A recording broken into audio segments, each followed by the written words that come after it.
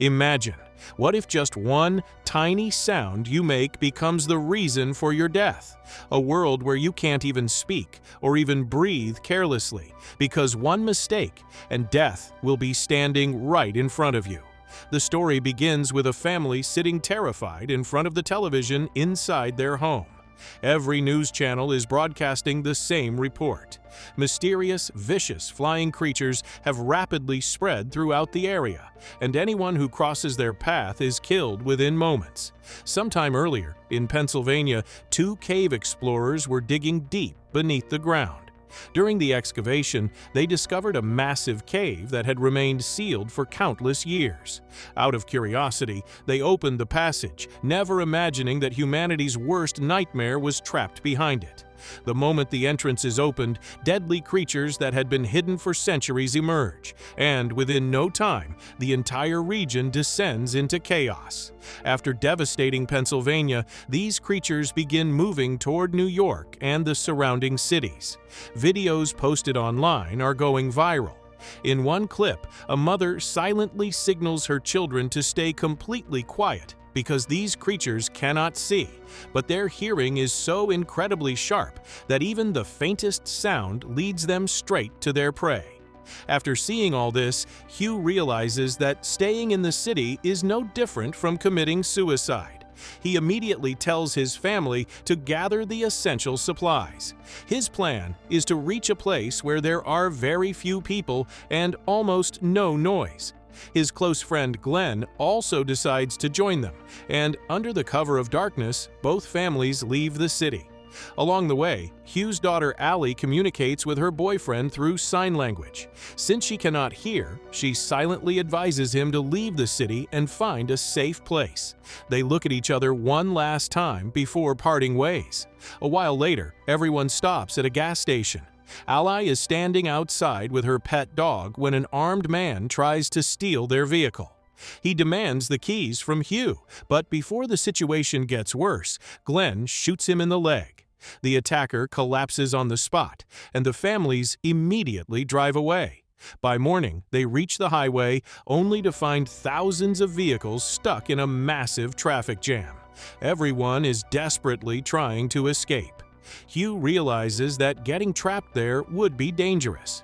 Glenn then suggests taking the route through the forest, and they head in that direction. As they travel through the woods, a group of deer suddenly runs onto the road. While trying to avoid them, Glenn loses control of his car, and it flips into a deep ditch. Hugh rushes over to help him. He struggles with all his strength to open the door, but the vehicle is trapped so badly that nothing works. Glenn also realizes there's no hope left for him. He tells Hugh not to waste any more time and to leave immediately with his family. With a heavy heart, Hugh continues forward with his family. But then their dog starts barking continuously. Allie immediately realizes that the deadly creatures are nearby. She signals everyone to shut off the engine, but by then, it is already too late. Within seconds, several vests swarm their vehicle. They attack with such force that the windows begin to crack and the car starts shaking violently. On the other side, the injured Glenn witnesses everything. He knows that if he doesn't act, the entire family will die. Gathering the last of his strength, he starts firing repeatedly. The sound of the gunshots draws all the vests toward him. Taking advantage of the distraction, Hugh opens the rear door and lets the dog out so the creature's attention shifts elsewhere. After some time, things finally calm down a little, but now traveling by car has become impossible. Even the slightest sound could summon death again. Hugh decides to step outside and search for a safe route. As soon as he leaves, his wife Lynn begins coughing violently. Her condition was already poor because of a lung disease. Their daughter quickly hands her an inhaler, but at that very moment, a vest silently climbs onto the roof of the vehicle. Without panicking, Hugh throws a metal rod far into the distance. Hearing the noise, the creature rushes toward it. Seizing the opportunity, Hugh pulls out his lighter and sets Glenn's wrecked car on fire. Moments later, a massive explosion erupts, and all the Vests race toward the blast. Taking advantage of the distraction, the entire family abandons the vehicle and continues on foot into the forest. As night falls, they spot a lonely house among the trees. Hugh notices that the entire house is surrounded by strong iron grills, as though the people living there had already prepared for this danger. As soon as he tries to open the door, hanging bells begin to ring. Hearing the sound, a woman comes out of the house carrying a gun. Frightened, she orders them to leave immediately. Hugh gestures for her to stay quiet, but the moment she speaks, the Vests arrive at lightning speed. Before she can understand what is happening, they pounce on her and drag her into a nearby well. Now, the front entrance is completely blocked. Hugh quickly searches for another way and notices a drainage pipe running along the side of the house. He decides that he will go inside first. If everything is safe, only then will the rest of the family follow him. From this point onward, the most dangerous test of their lives is about to begin. But the real terror was only just beginning, because now the enemies were not only the deadly creatures lurking outside, but also some humans who were about to prove even more dangerous than them. Hugh carefully crawls into the pipe. As he slowly moves forward through the dark passage, his foot lands near a sleeping snake. The snake stirs slightly, but without making any noise, Hugh somehow manages to enter the house. After thoroughly checking the house and making sure there is no immediate danger inside, he signals the rest of his family to come in. His son Jude enters the pipe first, but as soon as he moves ahead, the same snake raises its hood right in front of him. Its loud hiss echoes through the narrow pipe.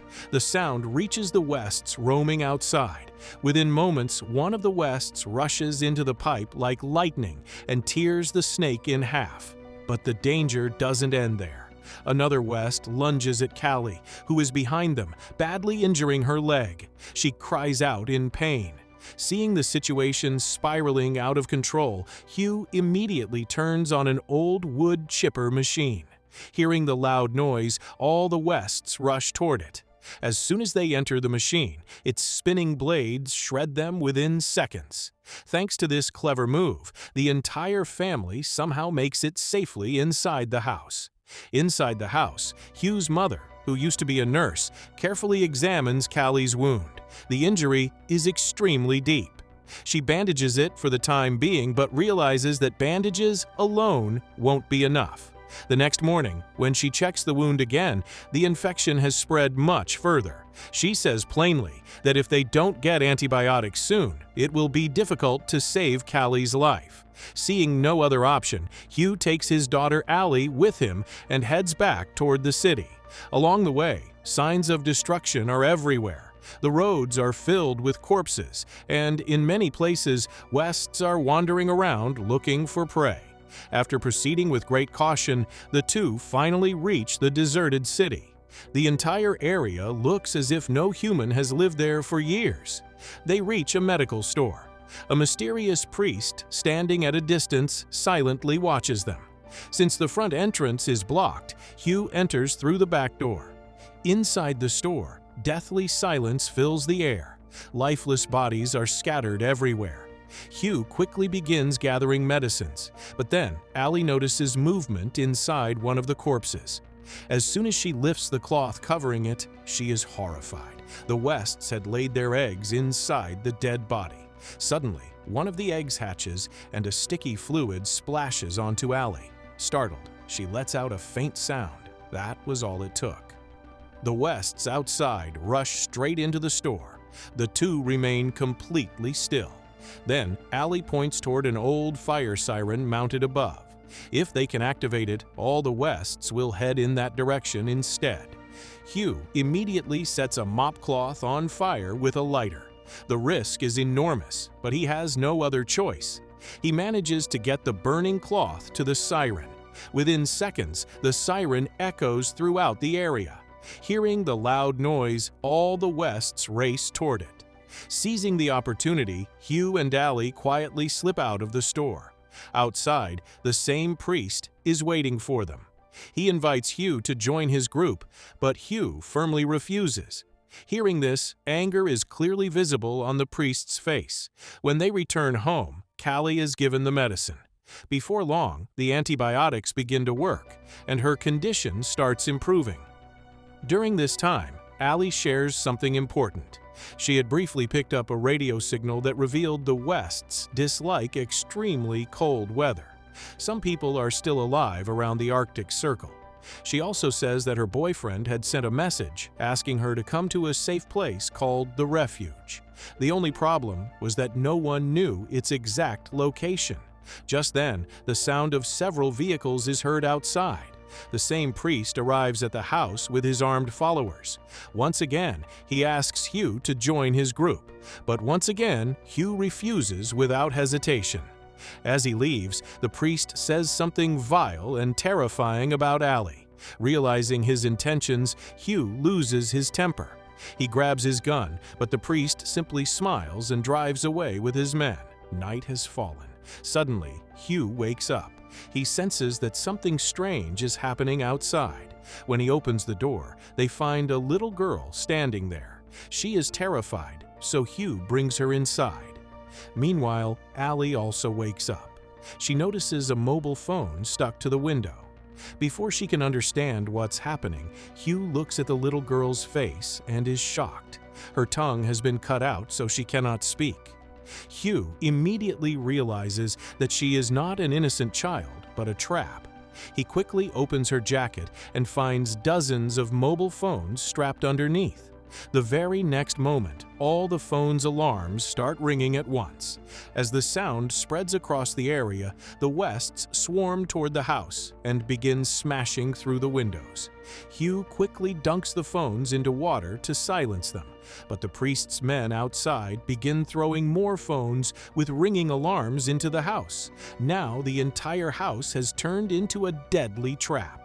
Hugh tells his family to run to the basement immediately while he stays upstairs to hold off the Wests. But as soon as they reach the basement, they face another shock. The priest's men are already hiding there. They shove Callie aside and forcibly take Allie with them. Without wasting a second, Hugh's mother runs after them. She somehow frees Allie and signals her to run. Then she grabs the attackers herself and starts screaming at the top of her lungs. Hearing the noise, the Wests arrive in an instant and attack the assailants. Amid the chaos, the priest once again captures Allie and begins dragging her away. But this time, Hugh and Callie are hiding, waiting for him. The two suddenly attack him. Hugh knocks him to the ground and tries to overpower him, but the priest seizes an opportunity and stabs Hugh in the stomach. Meanwhile, Callie and the children work together to eliminate the priest's remaining companion. Despite being badly wounded, Hugh gets back on his feet and repeatedly strikes the priest with the butt of his gun until he is dead. After the battle, only the little girl and her mother survive. Hugh does not harm them and returns home with his family. The next morning, they all head north. After an extremely difficult 2-day journey, they finally reach the icy region where Allie's boyfriend had asked them to come. It is such a freezing part of the Arctic that the Wests cannot survive there. For the first time, it seems humanity has found a glimmer of hope. After some time, life slowly begins returning to normal. Allie is once again living her life through sign language. But on the other hand, a new concern has already emerged. The Wests are now learning to adapt to the cold climate as well, which means humanity's fight is far from over. The only difference is that this time, instead of running in fear, people are ready to stand and fight. And with that, this thrilling story comes to an end. If you think you wouldn't survive even a single day in such a world, write "no sound" in the comments. And don't forget to subscribe to the channel for more amazing movie recaps like this.